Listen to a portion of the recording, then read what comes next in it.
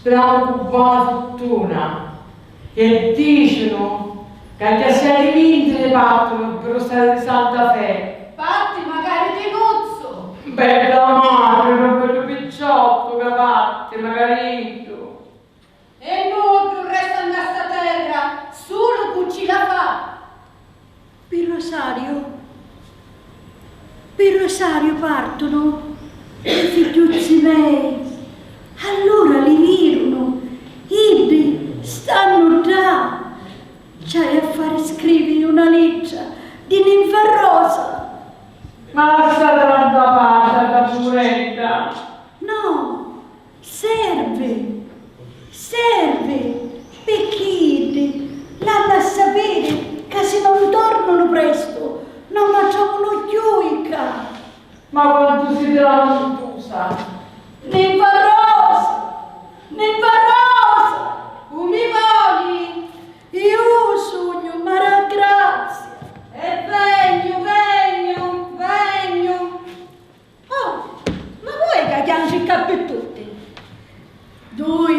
figli ne perse, due belli figli come lo sole. E volete che non chiaccio? Ma belli più davvero, cosa di chiancilli? Oh, figli miei belli, non si può capire la pena di una madre. Ma se fosse comuni a farli scappare più disperati i vostri figli, e allora perché ora li chiancilli? Perché tutti ste lacrime? Io? E con la rissa sta farfanderia, sta porcheria! E Cofu la dissero? Ah, vedi, infame! Ma perché? Non è possibile! Lasciatela stare che sono abbastanza, sto soffrendo. Ma io scherzo! State serena piuttosto! E chi è che volete di mia? Ah sì, Che volete di la solita preghiera. Naucianiccia? E se vuoi tu, caiucci la rugno, a ti non li cresci, che parte pure io stasera per rosario.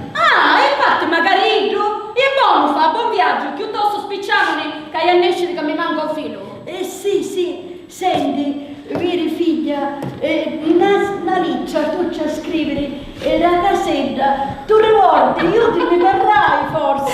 Ma chi sa, la grazia, di una cosa vecchia e sdrubata. Sirse, io ci avevo pensato tutta la notte, vada, senta mia, c'è a scrivere così. Cari figliuzzi miei, ve la ricordate di quattro mura ancora in terra? Ebbene, se voi tornate presto qua, vostra madre vi la dona in vita. Bezza, Mara Grazia, ma non vi volete rendere conto che i vostri figli danti l'America oramai sono ricchi? E poi che fanno? Ora quando sentono queste quattro parole da vostra liccia, i creatori abbolano, pigliano un volo e vengono qua. Anzi, c'è di stare attenti, che se sbattono le ali troppo forti, di quattro mura della vostra casetta possono venire giù prima ancora che ne pigliano possesso. Vai, azzama la grazia, e quando volete ve la dire, i vostri figli dall'America oramai sono ricchi? Sì, ma chi viene a dire questo? Quanto vale una pietra in patria, non ci vale tutto il regno di tutto l'universo. Avanti, figlia, te caccia un foglio. Avanti, Aspetta. Forza, datemi sto foglio che non posso perdere tempo. Avanti, e ora assettatevi per favore e non vi muovete di qua. Non vi avvicinate alle case, che mi allurtate tutta, per favore. Sì, ragione hai, figlia, ragione hai. La tua casa è bella pulita. Io invece, che stai dalla campagna, a mezzo alla terra lo fanno. Ah, Signore, ma qualche giorno mi ha trovata rosicata dei succi. Finite di scrivere chi c'è a mente più. E scrivici pure questo. Cari figliuzzi miei, ora che viene l'ummenno, a vostra madre muore di freddo. Se per vostra crescenza volessero mandare una carta, non dico assai, ma di 10 lire per cantare se... Sì, tutto cose c'è scritto. Avanti, tenete. E come? Così presto? Sì, tutto cose c'è scritto. Sentite, magari deve decidere. Avanti, ora lasciatemi nere che ho che fare. Per favore, va. Ma come? A così presto? Ci scrisse tutte cose, magari le decidere senza sapere che va a fare io. Ah, dottore, oh signoria, me la fa la carità, me la legge sta lista, per favore. Perché no? Date qua.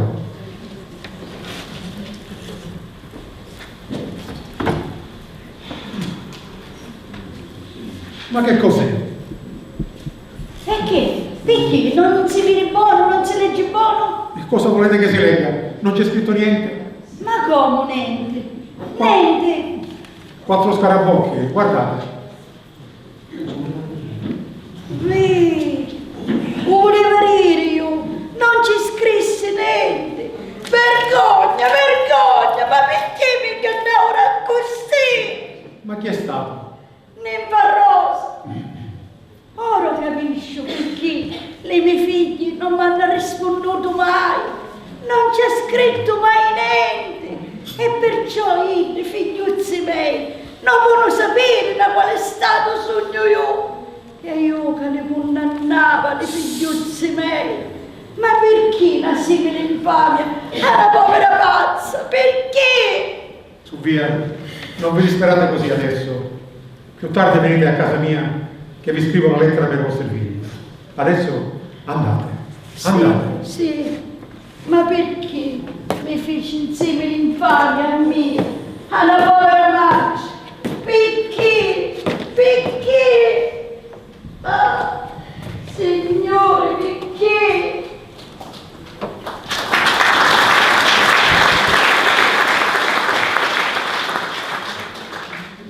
Se ne accorgivo finalmente. Ah, buongiorno, dottore. Ah, giusto voi. Ma che buongiorno. Ma che gusto ci provate a prendere il beffe così di una povera madre? Prima che mi rimproverato posso parlare. Che cosa avete da dire? Sentite, dottore, la cristiana è pazza, pazza! Ah sì? E che gusto ci provate a ingannare una pazza? Non mi piace. Mio dottore, io la contento come si fa con i piccini. Abbazia, e incia la sua testa, di quant'avi che i suoi figli battero pillamenta.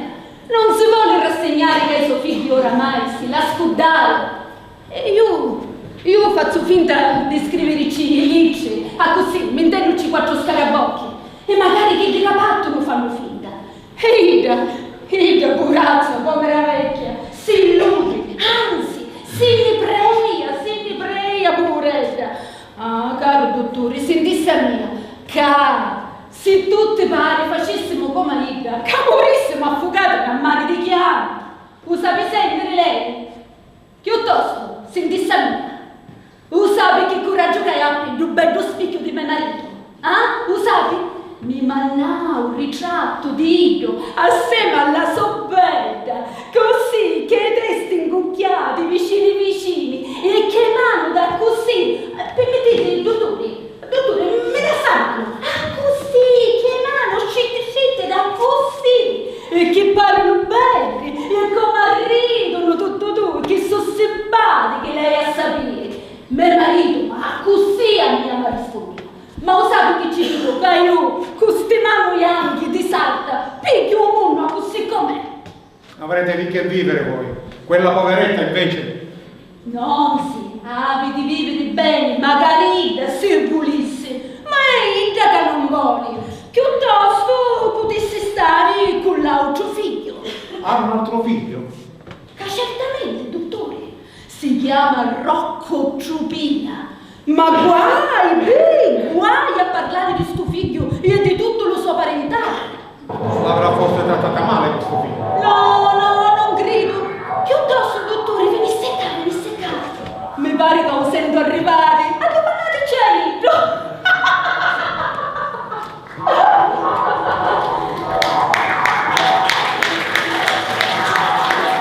Bacio le mani a Vossignoria, dottore. Mi venne a cercare un vecchiottello che mi disse la Vossignoria mi vuole parlare. Sì, vi volevo parlare di vostra zia. E che, forse la volete portare dall'ospedale? Avanti, dottore, levateci le mani. Chi da mia zia vuole morire serena dall'usoletto? Al solito, mi sembra un disonore condurla a guarire in ospedale. Guarire? Ma quale guarire? Nuace poveretti, incia all'ospedale, soffremo. Ossia a sapere che a mia zia, senza la sua roba, che Ida morisse disperata. Ida non ci vuole dire, e manco io ce l'accompagno, manco se mi dassero 111. Però dottore, che Ida mi fece di macia mia, da mia zia. Ah, a proposito di vostra madre. Dottore, ci avete qualche altra cosa da domandare? Io sogno magari pronto. Ma se voi scienza mi vuole domandare di chi, io non ce n'ho tempo di perdere e me ne torno a travagliare. Aspettate. So che non manca per voi. Se Vossignoria vuole avvicinare, la mia casa è qua vicino, a 2 passi, e come dire, è una casa di poveretti e penso che la coscienza ne ha visto tanti. Ma io, dottore, io ci volessi far vedere come è ancora pronto lo letto pita.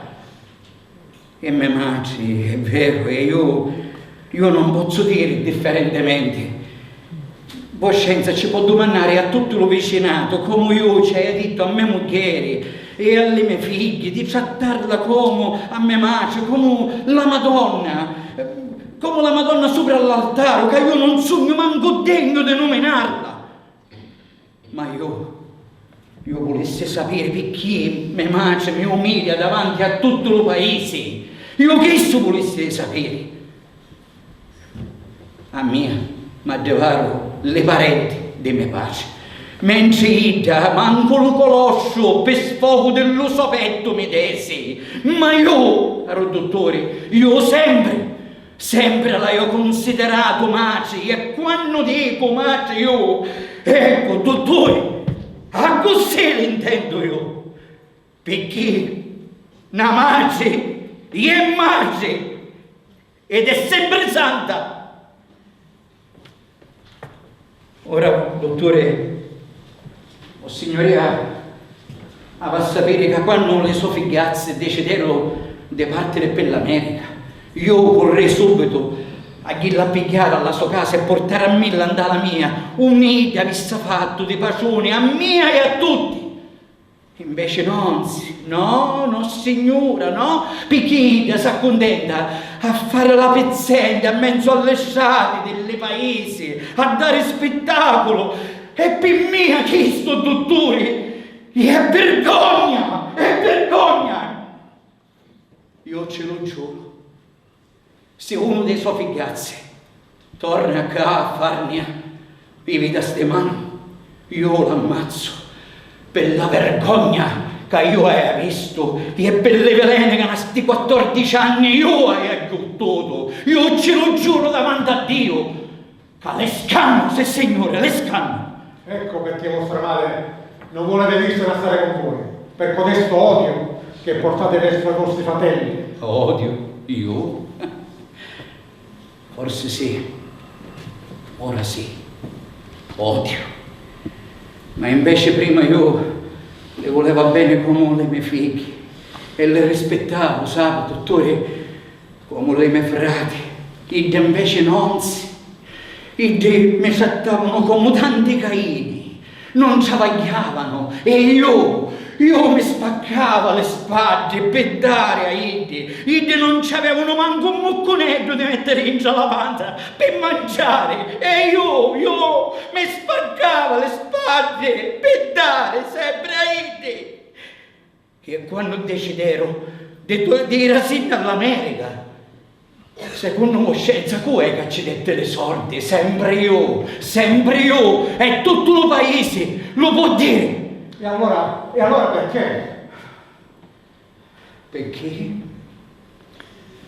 Perché me mangi? Perché me mangi dici che io non sono figlio so? Come non siete suo figlio? Addomannateci a tutto lo vicinato. Io non ce n'ho tempo di perdere, me ne torno a travagliare che ci sono uomini che mi aspettano con le mule cariche. Sta bene rica, a vossignoria, dottore. Dottore, aveva ragione, grande travagliatore è stato, travaglio e la famiglia, sapi, ha una bella chiusa in affitto, che ci rende bene. E sapi vicino a casa della colonna.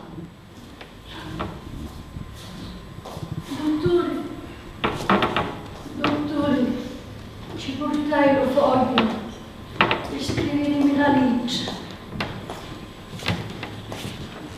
Sì, ve la farò. Intanto ho parlato con vostro figlio. No, niente, non mi parassi. Perché mi avete nascosto che ne avevate un'altra? No, non ne voglio sentire, non ne voglio sapere. Ma perché? Che cosa vi ha fatto? Niente, chi sto l'hai a dire? Niente, mai niente. Dottore, Chiddo non è mio figlio. Ma cosa ride? Siete stolida, siete pazza! Sì, dottore, stolida sì, ma pazza no. Oh signoria, certe cose non le posso sapere, ma io li capito anche, l'ho visto di tutti i colori, che oh signoria non se lo può manco immaginare. Cosa avete visto? Oh signoria avrà leggiuto che tanto tempo fa sarebbe l'arma alla legge di uomini e di Dio. Ah, volete dire al tempo della rivoluzione? Bravo, dottore, bravo. A quel periodo si erano tutte le carceri di tutta la nazione. Oh Dio mio, che giovanescio l'era, le peggio assassini, le più tentelaci, armali selvaggi, arraggiati di tant'anni di catena. Lo più peggio di tutti era un certo Cola Fanizzi, un capo brigata. E lo sape che faceva? Ammazzava l'uomo a così, per piacere, come le mosche. E poi lo sape che diceva? Era per provare la prova. Lo bastardo pretendeva che tutti pare lo seguivano e se non lo volevano seguire, io l'ammazzavo. Io era maritata fresca e aveva già 2 figli e stavamo dallo pozzetto a mezzadre. Un giorno sto infame bastardo si trovava a passare del gas e che prepotenza si portava mio marito. Dopo 2 giorni me l'ho visto tornare. Pareva un morto, non parlava. Meglio, e per la vergogna teneva gli occhi bassi.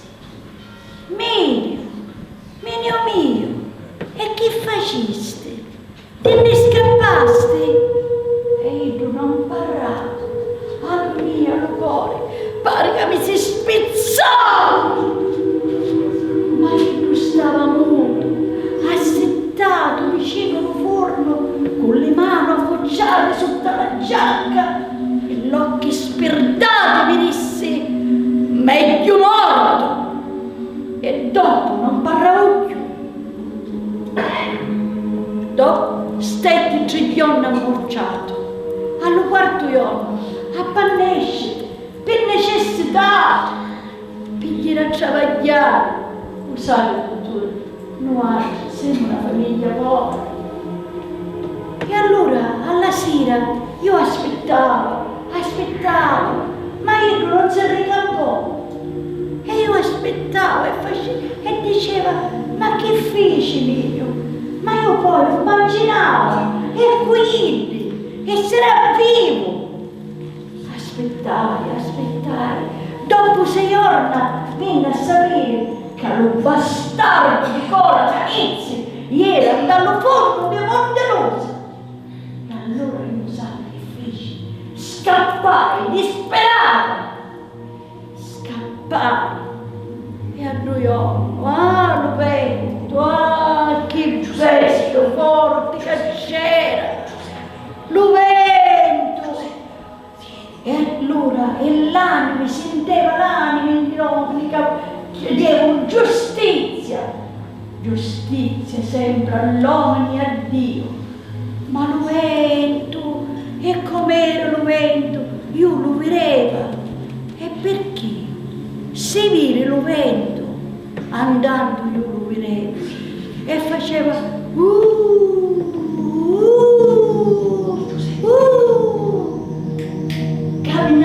camminai e allora che feci? Io camminai e lo vento, tutta asciugata com'era, mi si impiccava un'intra e camminando sempre arrivai dallo convento e dallo convento c'era un grande cortiglio. Da sto cortiglio c'era una porticella nica.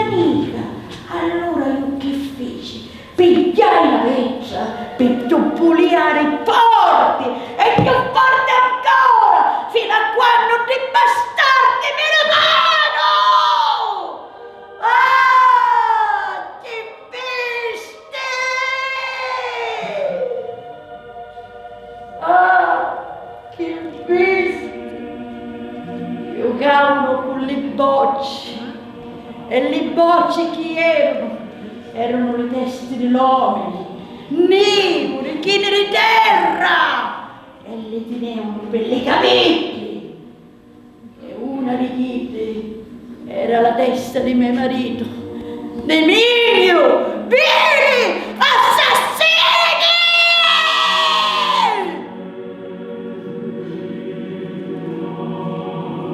Ma allora, questo vostro figlio? Un momento. Quando io mi mise le mani dalla gola, uno riede stesso, delle sue selvaggi, si città un incontro. E allora a 2, a 3, a 4, a 5, a 10 si cittano tutti l'incontro. Fino a quando lo ammazzai.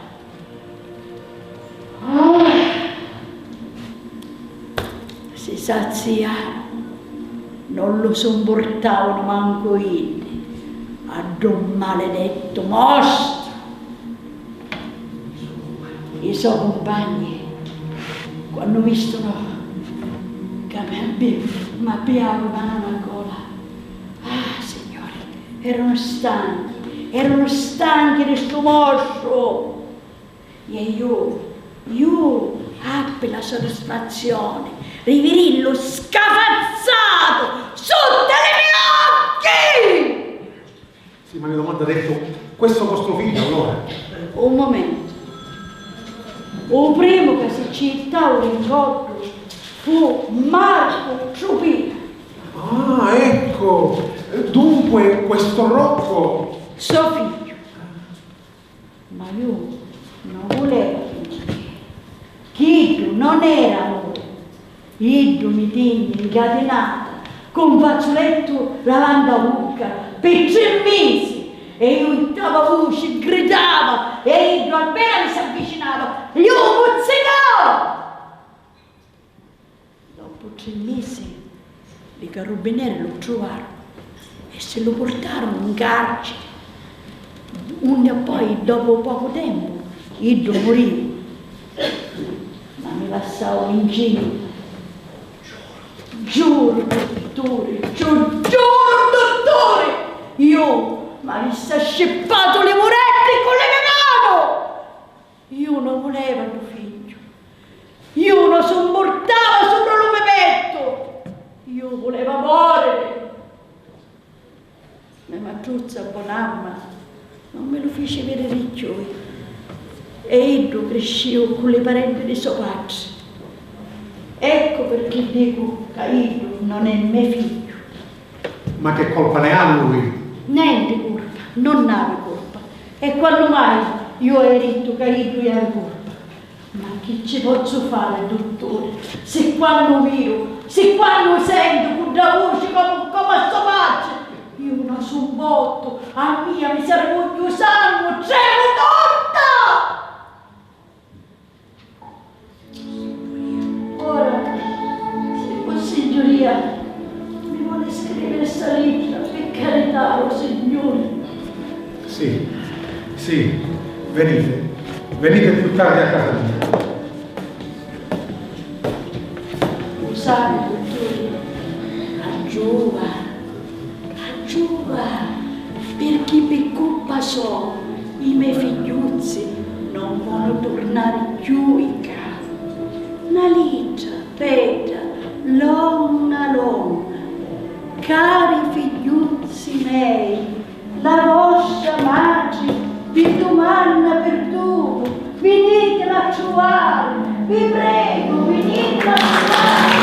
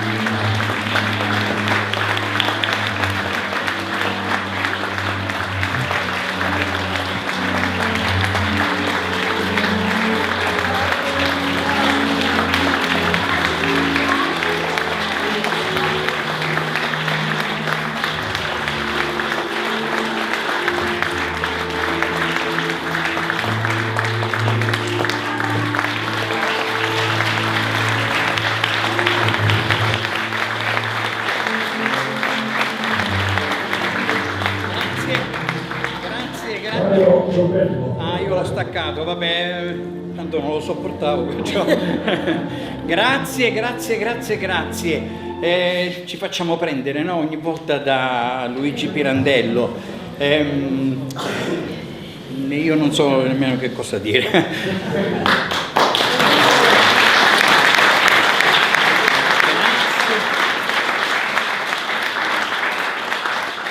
Grazie sempre per questa opportunità, così come ho registrato l'altro giorno quando Mario Gaziano mi ha chiesto di registrare qualcosa, perché venire sempre qua, non so per quale motivo, a me crea questo pathos. Io lo dico, ormai tanto lo sapete ed è così.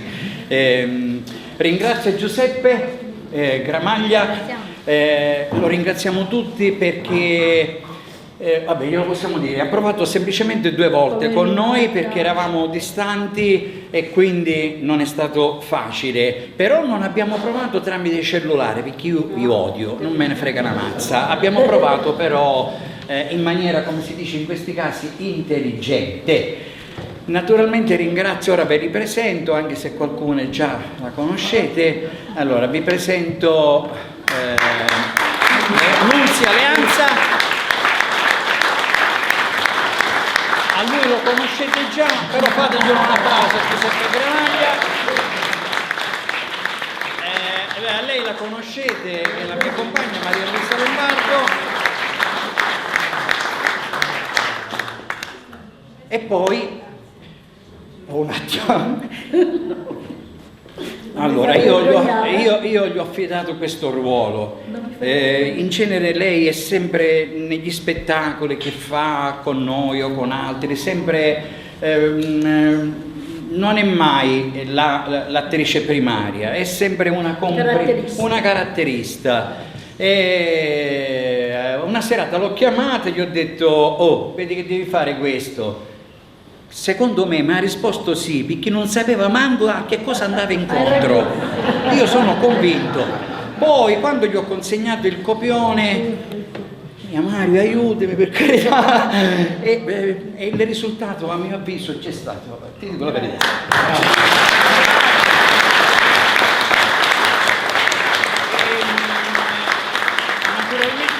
Naturalmente io un po' mi scuso se adotto in questo spettacolo, sia oggi o sia anche 30 anni fa quando l'ho fatto la prima volta, perché facevo sempre Rocco Trupia, il dialetto siciliano. Io l'altra sera l'ho comunicato e non mi pento di quello che dico, perché se leggete attentamente il testo in italiano scritto da Pirandello, però non è il Pirandello del Così e se vi pare o dei 6 personaggi in cerca d'autore.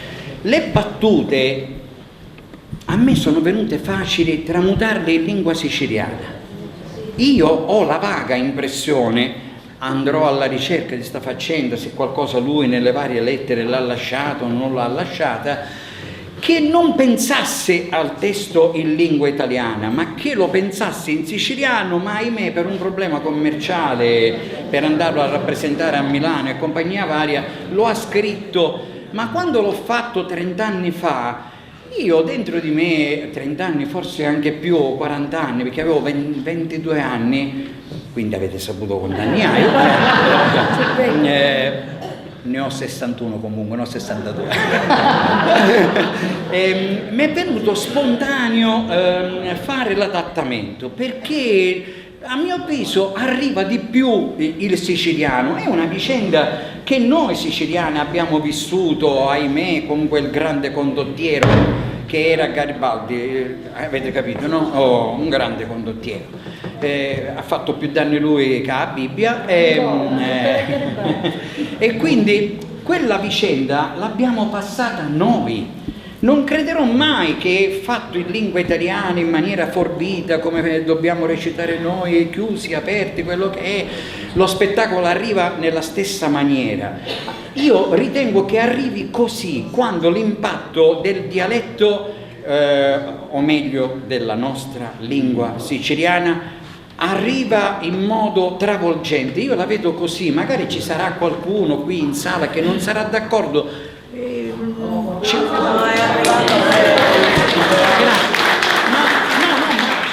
perché io mi approccio sempre qui ad Agrigento, è la patria di Luigi Pirandello, quindi sto sempre con uno scandazzo, credetemi, loro lo sanno, sto sempre scandato, non ci posso fare niente, però cerco di interpretare quello che lui, a mio avviso, voleva trasmettere, questa mancanza del rispetto, il rispetto da parte dello Stato, perché vabbè, la povertà era quella che era, la mancanza di rispetto negli affetti, perché poi questi affetti vengono anche meno, perché i briganti hanno combinato danni a non finire, mischiavano capri e cavoli pur di far vedere. Quindi a mio avviso la lingua siciliana è come se quando i napoletani recitano qualcosa che dall'italiano la tramutano in napoletano, arriva diretta. E io mi accorgevo dall'altro lato, dal vostro silenzio e dalla vostra attenzione. Quindi chiedo perdono se a qualcuno magari il dialetto in questo caso ha dato un po' di fastidio, ha disturbato.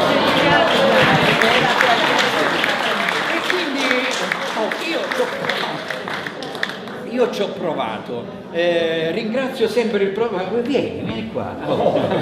Ringrazio sempre il professore Mario Cazziano. Perché capivo che non c'è più.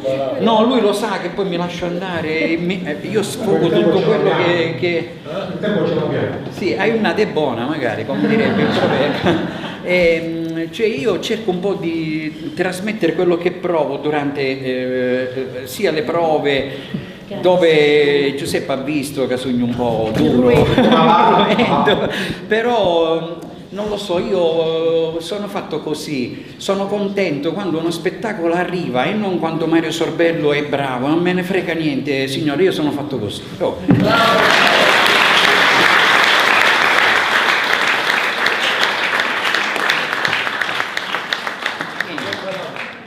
Ah, il presidente dov'è? Dov'è il presidente? Il presidente che mi dà sempre, siamo ospiti noi del circolo culturale Empedocleo, perché mi ha tirato le orecchie, il primo manifestino che avevo fatto c'era scritto circolo Empedocleo e il presidente mi ha rimproverato, prego mettere culturale, ma ci mancherebbe. Dove andiamo? Allora, intanto il presidente ci vuole bene. Questo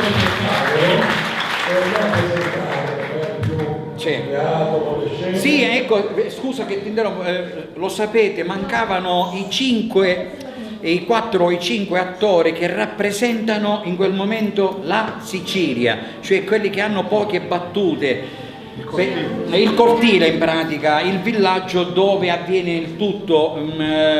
Con Mario siamo stati d'accordo nell'eliminare queste figure, ma non perché non hanno importanza, io l'ho detto anche nell'intervista, ma per una questione di esigenza di spazio, perché sono tutti in scena continuamente, partecipano al dolore di questa madre, all'inizio magari in modo insomma egoistico e da rassegnati, fatta eccezione per chi riveste il ruolo di Ninfarosa, però farli recitare qua significava se ci avete fatto caso, ne ho tenuta soltanto una in scena, che è la Galluzza, punto, la Gialluzza, in rappresentanza di queste 4 assenze. Se l'amo a fare lì, lo facciamo completo. Ah, già. Sì, programmato. Il professore fa tutto, sì, agosto ci sono, non mai operare.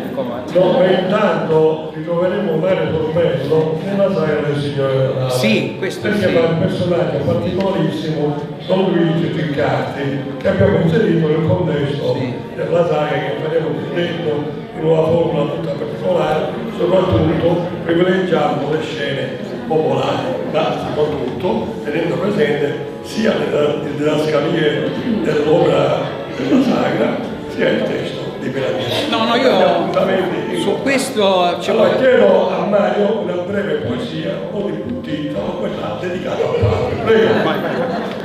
Aspetta, un attimino. Vediamo di attaccare il microfonino. Sì, aspetta un attimo. Collegato. Allora, siccome mi prende in contropiede, un attimo, non c'era messa. No, lo so, lo vedo. No, preferisco così, arriva meglio. Vediamo quello che posso recitare. No, io amo Buttitta, lo sapete tutti, quindi non vado oltre. Se mi avessi chiesto la poesia prima avrei fatto anche da buon catanese qualcosa di Nino Martoglio, però mi sento impreparato e non voglio prendere cantonate. Su Buttitta, sì, l'ho fatta l'altra sera, voglio brevemente raccontare questa piccola esperienza che ho avuto, perché spero che si concretizza a giorni. Io sono stato invitato insieme a lei e a un altro ragazzo a realizzare uno spettacolo all'interno di una comunità. È una comunità alquanto particolare, sono tutte ragazze che sono state oggetto di violenze, sia di natura psicologica che violenze anche fisiche. Non vi meravigliate, ma anche lei si era meravigliata quando ci hanno chiesto di rappresentare una favola scritta da Bambarenne, il solito col cellulare in mano. Una favola che io circuito ormai da un po' di anni, scritta dalla buonanima di Sepulveda, o Sepulveda come qualcuno direbbe, storia di un gatto e di un topo che divenne suo amico. Anche lei stessa mi ha detto: ma sei sicuro di fare sta favoletta stasera qua? Perché erano tutte ragazze dai 13 ai 17 anni. Però la reazione che loro hanno avuto lì, noi eravamo anche preparati, io avevo avuto un colloquio con un'educatrice, perché mi aveva detto: guarda che se qualche ragazza di questi si alza e ti dice vai a fare in culo, non ti meravigliare perché sono così.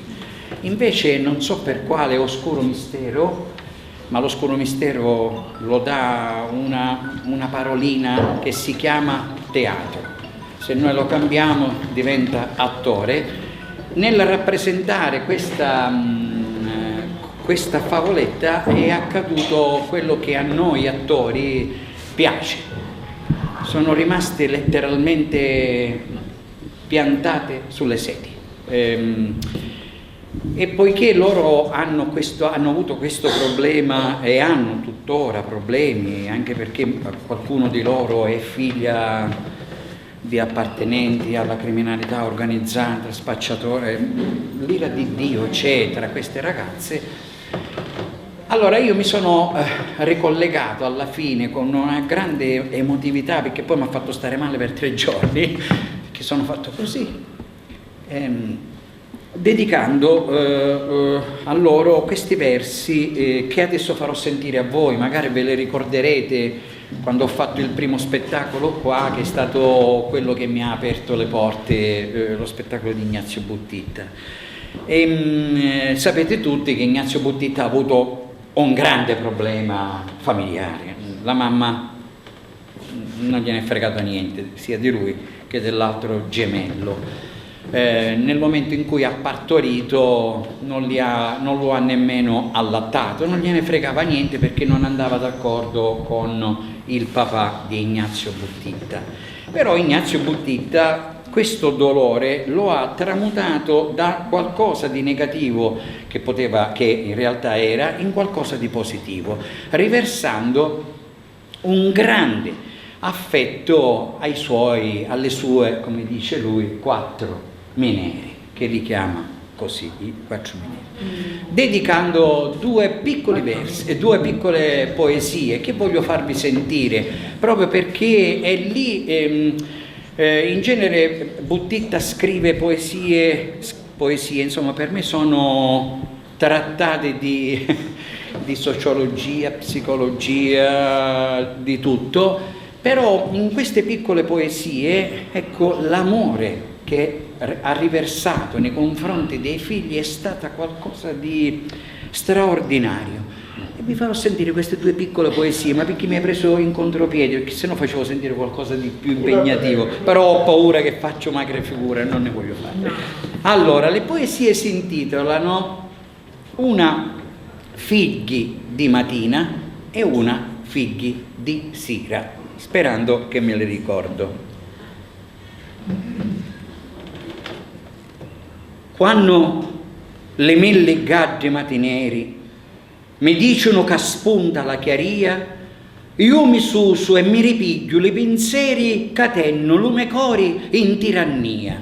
Poi custocchi fatti pestizzeri, io faccio senso alla famiglia mia, alli miei figli, alli miei 4 mineri, e come un scianio io nescio per la via.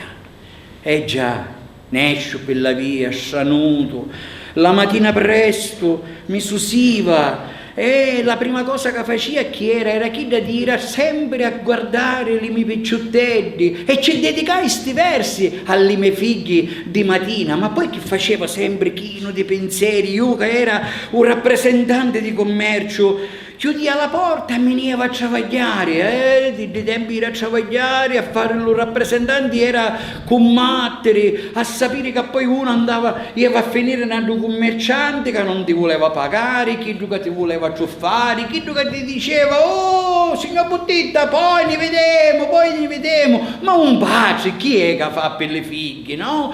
Un pace si impegna perché io volia che i miei figli non fossero come a mia con la terza elementare, ma i miei figli avevano a studiare, ma per studiare ci vogliono i soldi, e uno a faticare, chilometri e chilometri, e sempre un pensiero era ai miei figli. E quando tornava io tardo, la sera, stanco, morto, faceva come la mattina, salutava mia moglie e subito correva a aprire la porta delle mie figlie, e li trovava sempre che dormivano, e ci dedicai questi ultimi versi alle mie figlie di sera che fanno così. Ah, come dormite bene in sto letto, niente ci può all'altare maggiore, io ci posso un giuri sopra lo vostro petto, e vi dico che ce lo misi lo signoruzzo per lo vostro rispetto. Ah, figli, dico figli, e sbampa, amore, dico figli, e sto letto è un catamio, un fremito di rosi e ciuri.